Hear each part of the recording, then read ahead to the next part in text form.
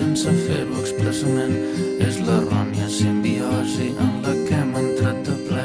Tant amor cerca s'encerta i tan poca conjunció.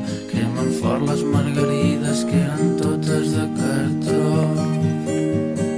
De debò que jo t'estimo i sé que tu a mi també, però això ja no és comestible, això ja són esbarzers.